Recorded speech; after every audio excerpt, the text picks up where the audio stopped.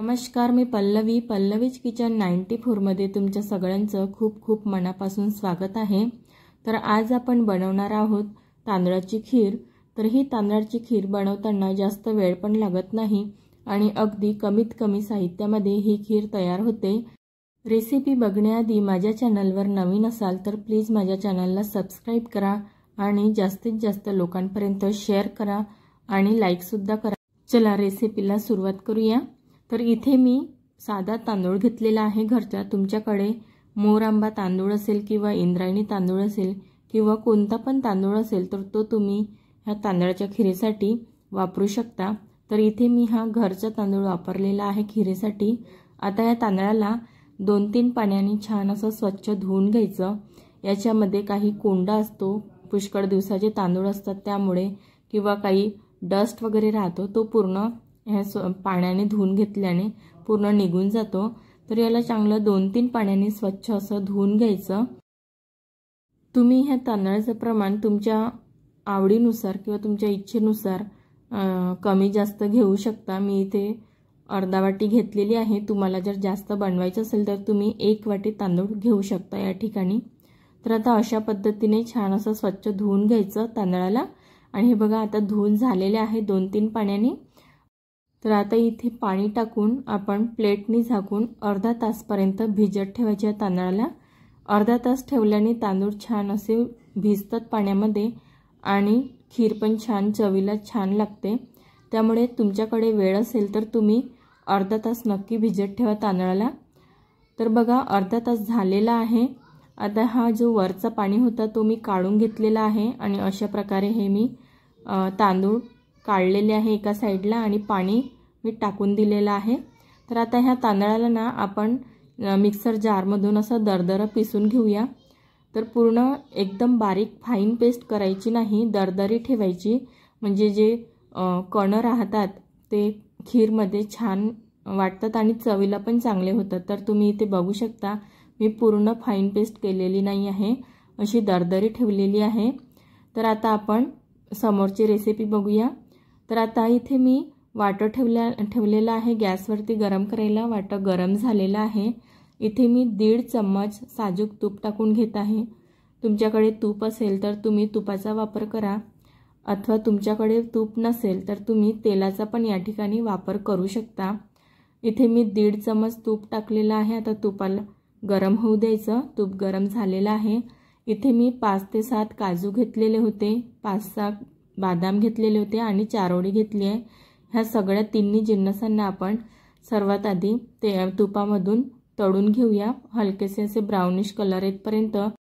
Dry fruit परतायच्या वेळेस खूप मोठी गॅस करायची नाही, अगदी लो फ्लेमवर हे परतून घ्यायचे, नाहीतर करपून जाण्याची शक्यता असते। तर शक्यतो एकदम कमी गॅसवरच परतून घ्यायचे हे बदाम आणि काजू। तुमच्याकडे जे पण ड्रायफ्रूट असेल ते तुम्ही या खीरमध्ये वापरू शकता तुमच्या आवडीनुसार। तर आता हे परतून झालेले आहे, यांना आता आपण प्लेटमध्ये काढून घेऊयात। तर जास्त वेळ लागत नाही, अगदी 15 ते 20 सेकंदात हे परतून होऊन जातात। तर आता मी ह्याच तुपामध्ये जे आपण मिक्सरमधून तांदूळ काढलेला आहे तो आता याच्यामध्ये टाकून घेऊयात तुपामध्ये। तर तूप गरमच होतं। तर बघा अशा पद्धतीने हे टाकून घ्यायचं पूर्ण आणि छान असं चम्मचने असं मिक्स करून घ्यायचं, असं ढवळत राहायचं, म्हणजे कमी गॅसवरच ठेवायचं, जास्त मोठी गॅस करायची नाही, अगदी कमी गॅसवरच हे असं चम्मचने मिक्स करत राहायचं, म्हणजे ते करपणार नाही। तुम्ही बघू शकता हलकासा ब्राउनिश कलर आलेला आहे तांदळाला आणि छान असा मोकळा पण झालेला आहे, म्हणजे आपला तांदूळ छान तुपामध्ये भाजला गेलेला आहे। तर आता याच्यामध्ये आपण पाणी टाकून घेऊया। मी इथे अर्धा प्याला मी पाणी टाकून घेतलेलं आहे। तुम्ही तुमच्या आवश्यकतेनुसार पाणी टाकायचं, म्हणजे तो तांदूळ पूर्ण शिजला गेला पाहिजे या इतपत पाणी टाकायचं इथे आणि चांगलं असं चम्मचने असं मिक्स करत राहायचं, म्हणजे ज्या गुठळ्या वगैरे राहतात तांदळाच्या त्या निघून जातात। तर बघा, आणि हे तांदूळ जास्त शिजायला वेळ पण लागत नाही, अगदी अर्ध्या मिनिटामध्ये हे तांदूळ शिजले आहे। तुम्ही बघू शकता जास्त वेळ पण लागलेला नाही आहे। तर याची कन्सिस्टन्सी तुम्ही बघू शकता किती मस्त असं छान शिजल्या गेलेला आहे। तर आता ना याच्यामध्ये आपण दूध टाकून घेऊया। मी त्याच वाटीने 1 वाटी दूध घेतलेलं आहे आणि हे दूध मी इथे क्रीमीवालं घेतलेलं आहे, म्हणजे साय वगैरे दुधावरती राहते ते दूध घेतलेलं आहे आणि मी पुन्हा पाऊण वाटी दूध घेतलेलं आहे क्रीमीवालंच। तर हे आपण पूर्ण आता ह्या तांदळामध्ये मिक्स करून घेऊया।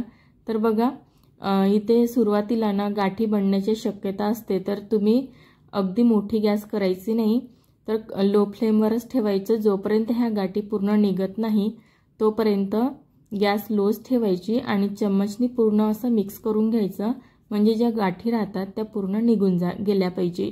आणि नंतर मग त्या गाठी गेल्यानंतर आपण थोडी मीडियम फ्लेमवर गॅस करू शकतो। तर बघा आता उकळी आलेली आहे, पूर्ण गाठी निघालेल्या आहेत आणि तुम्ही या खीराची कन्सिस्टन्सी बघू शकता किती मस्त आहे आणि गाठी पण पूर्ण निघून गेलेल्या आहे।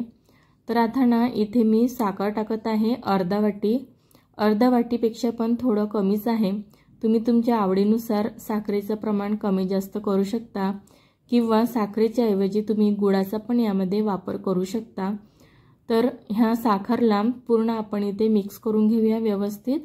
आणि आता इथे मी केशरचं दूध ठेवलेलं होतं भिजत केशरला, तर आता हे केशरचं आपण दूध याच्यामध्ये टाकून घेऊयात। केशर टाकल्याने खीरेला छान असा कलर येतो आणि टेक्स्चर सुद्धा येतो, त्यामुळे तुमच्याकडे जर केशर असेल तर तुम्ही अवश्य खीरमध्ये टाका आणि त्याची चव पण फार छान लागते, त्यामुळे नक्की टाकायचं। तुमच्याकडे जर नाहीच असेल केशर तर तुम्ही फूड कलर पण थोडासा टाकला तरी चालेल। तर बघा उकळी आलेली आहे छान। तर आपण आता इथे चम्मचने असं एकदा मिक्स करून घेऊया। अदामदामध्ये चम्मचने मिक्स करत राहायचं, म्हणजे ते बुडाला करपणार नाही। तर आता इथे मी हे तळलेले ड्रायफ्रूट किशमिश आणि हे सुक्या नारळाचा किस इथे टाकून घेत आहे। तुमच्याकडे ओला नारळ असेल तर तुम्ही ओल्या नारळाचा किस पण याच्यामध्ये वापरू शकता किंवा तुम्ही तांदूळ जेव्हा आपण मिक्सरमधून बारीक करतो ना त्यावेळेस पण ओला नारळ टाकून तुम्ही बारीक केला तरी चालेल।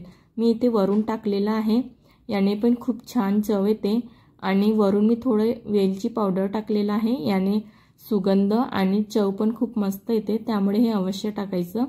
आणि हे सगळे जिन्नस छान असे चम्मचने मिक्स करून घ्यायचे। तुम्ही बघू शकता खीराची कन्सिस्टन्सी आता तुम्हाला इथे पातळ वाटत असेल, पण थंडी झाल्यानंतर आणखी ही गाढी किंवा घट्ट येते। तर ही कन्सिस्टन्सी अशी राहू द्यायची, म्हणजे थंड झाल्यानंतर ती आणखी घट्ट येते। किंवा तुम्हाला जर थोडी पातळ हवी असेल तर तुम्ही पाण्याचा वापर थोडा जास्त किंवा दुधाचा जास्त वापर केला तरी चालेल। तर बघा इथे आपली खीर तयार आहे। तर आता इथे आपण सर्व करून घेऊया। तुम्ही बघू शकता खीर किती सुंदर आणि टेक्स्चर पण तुम्ही खीरचं बघू शकता किती सुंदर दिसत आहे आणि अप्रतिम दिसत आहे।